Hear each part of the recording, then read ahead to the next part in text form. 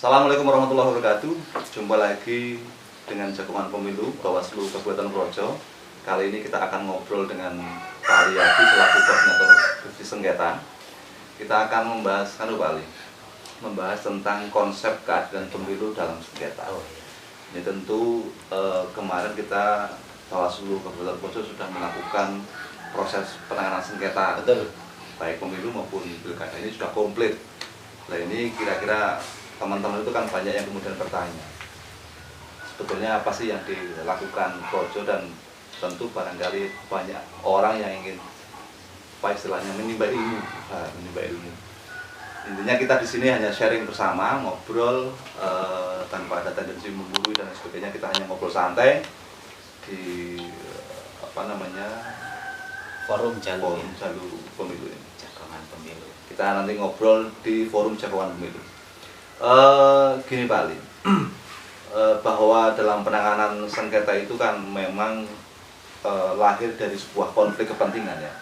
Lahir dari sebuah konflik kepentingan di mana kita ketahui bahwa sengketa itu kan ada sengketa antara peserta pemilu dengan penyelenggara pemilu, tapi juga ada sengketa antar peserta pemilu. Nah ini kepentingan yang berbeda ini kemudian harus dilembagakan agar tidak chaos begitu. Harus ada forum, ada upaya untuk bagaimana mendudukkan persoalan, kemudian ada putusan yang jelas, karena pemilu ini kan harus punya ketegasan hukum. Nah ini ngomongin keadilan, karena sama-sama mereka merasa benar, kemudian baik yang pemohon maupun termohon merasa benar. Nah ini kita juga punya kewenangan untuk memutus dengan sekian pertimbangan, baik itu bukti dan sebagainya. Ini istilahnya ngomongin konsep keadilan pemilu memang sangat universal, tapi harus coba kita kupas. Iya, gitu. Betul. Ya, jadi berbicara mengenai konsep keadilan pemilu ya, khususnya dalam penyelesaian sengketa itu sangat urgen untuk selalu dikaji dan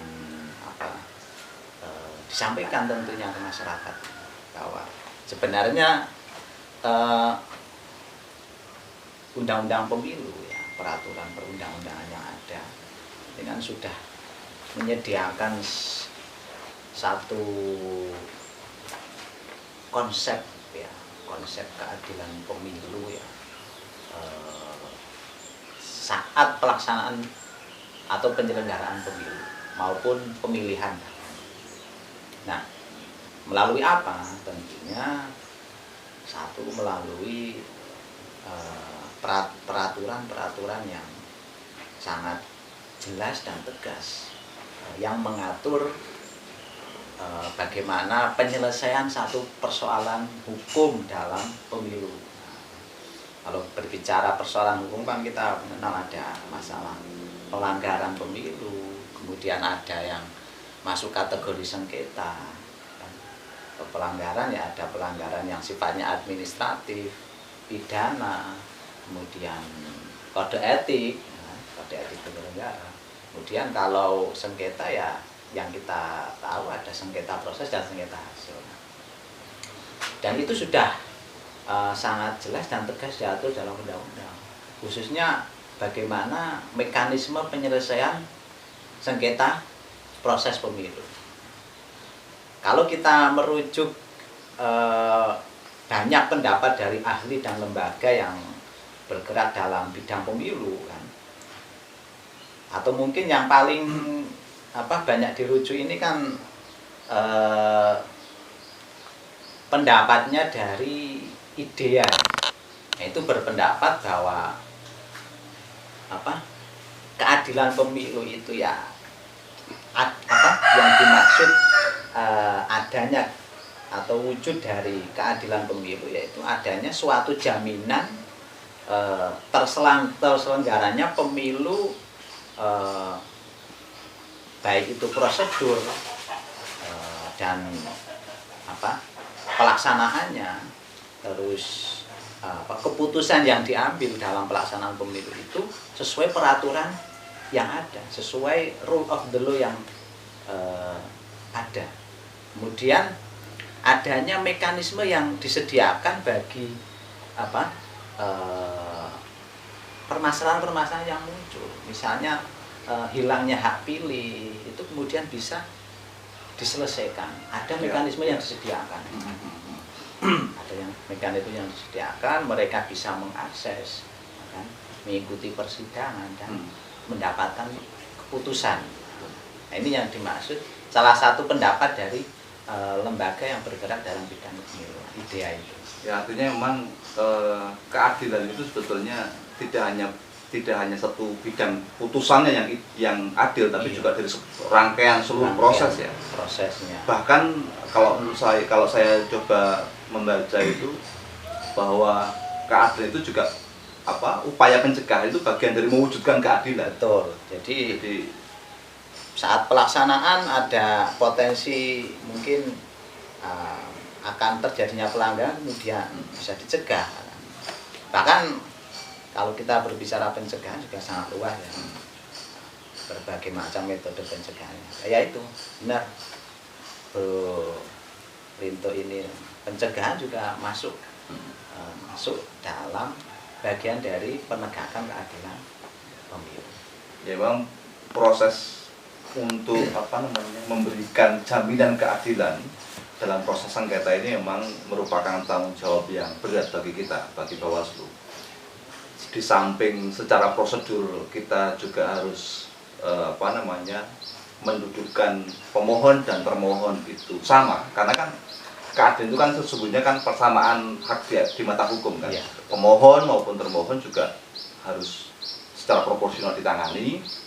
Kemudian dari sisi proses penyelenggaraan atau penanganan sengketa juga harus adil. Tapi juga ini yang paling penting adalah bagaimana personilnya Bawaslu atau orang-orang Bawaslu dalam hal ini adalah majelisnya itu juga harus betul-betul netral, profesional dan tidak memihak ya. Memiliki kompetensi ya. Memiliki kompetensi dan integritas. Nah, jangan sampai kalau prosedurnya sudah bagus, regulasinya sudah bagus, tapi majelisnya berpihak, implementasinya yang kemudian susah gitu. Tapi saya yakin Bawaslu sejauh ini memang saya pribadi yakin baik di Purworejo maupun di seluruh Jawa Tengah bisa menjaga netralitas. Terbukti dalam proses Pilkada 2020 maupun Pemilu 2019 bisa berjalan dengan baik tanpa ada hal-hal yang merugikan begitu Pak Ali. Ya. Ngomongin keadilan pemilu Pak, dari sisi prosedur sebetulnya ada orang yang ada opini-opini ya, ada orang yang bilang bahwa sebetulnya dari sisi mekanisme ini sudah adil belum, karena kalau niatnya kita membangun atau mewujudkan keadilan tapi mekanismenya ini ada celah, maka kemudian cita-cita itu akan mustahil didapat. Nah ini menurut Pak Kordif ini yang selaku membidangi sengketa ini, untuk dari sisi mekanisme sebetulnya ada celah enggak sih, atau ada revisi enggak, ada hal yang perlu dibenahi enggak sebetulnya? Oke, kalau kita menganalisa atau berkaca dari pengalaman yang lalu-lalu, yang sudah-sudah, karena memang tadi sudah disinggung sepertinya di depannya, Bawaslu Kabupaten Purworejo ini kan setiap kali ada pelaksanaan pemilu maupun pilkada ini, kebetulan kita memang punya pengalaman secara langsung bagaimana proses penanganan sengketa itu. Di pemilu 2019 kita ada satu permohonan yang diajukan ya oleh salah satu partai politik ketika itu. Kemudian saat pemilihan atau pilkada serentak 2020 kemarin kita juga ada dua malah permohonan yang masuk di Bawaslu Kabupaten Purworejo. Nah, dari pengalaman yang sudah-sudah itu ya mekanisme yang disediakan oleh undang-undang itu selama ini kita rasakan sangat efektif ya. baik dari apa ya prosedurnya, kemudian pengaturan tahapan penyelesaiannya, kemudian bahkan sampai limitasi waktu yang disediakan oleh undang-undang. Berapa hari kita harus selesai menangani sengketa ya. Yang kita pengalaman kemarin kan selama 12 hari 12 kita hari. harus selesai ya. Di pemilu itu 12 hari kita harus selesai menangani sengketa sampai putusannya. Artinya 12 hari itu kan mulai dari permohonan di register sampai kemudian munculnya putusan kan, begitu satu rangkaian itu. Jadi dari sisi waktu maupun mekanisme yang lain sudah dinilai sudah sangat efektif Pak, tidak ada. Ya tinggal tadi itu Pak Rinto kecakapan kita selaku lembaga penyelenggara pemilu yang diberi wewenang oleh undang-undang untuk menyelesaikan persoalan sengketa ini. Terkait kecakapan ini mungkin barangkali pemerintah ingin harus mengetahui bahwa dalam menyiapkan proses sengketa ini Bawaslu Kabupaten Projo juga melatih para staf untuk cakap dalam hal administrasi, baik itu penerimaan laporan, kemudian pemeriksaan berkas-berkas. Karena ketika ada permohonan sengketa masuk, itu bukan komisioner yang menerima, tapi ada staf, ada petugas dari sekretariat yang kemudian mengelola penerimaan permohonan sengketa. Jadi kita memang ada ada pelatihan khusus ya. Ada pelatihan khusus terkait dengan SOP bagaimana cara menerima permohonan laporan. Dalam Undang-Undang Nomor 7 Tahun 2017 tentang pemilu itu di pasal 93 huruf B angka 2 itu disebutkan bahwa Bawaslu itu kan punya kewenangan untuk melakukan pencegahan, kemudian melakukan penanganan sengketa proses. Nah ini tentu menjadi tugas yang cukup berat bagi Bawaslu untuk melakukan upaya-upaya pencegahan dan penanganan terkait dengan proses sengketa di pemilu gitu. Nah, dalam mengemban amanah tersebut, ini kan membutuhkan personel-personel yang kemudian harus profesional. Iya, jelas itu. Ya, profesional, netral, berintegritas.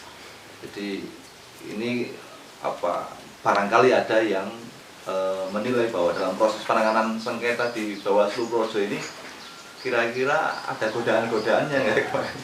Ya. Atau pilih kasih, Ya, atau ada upaya untuk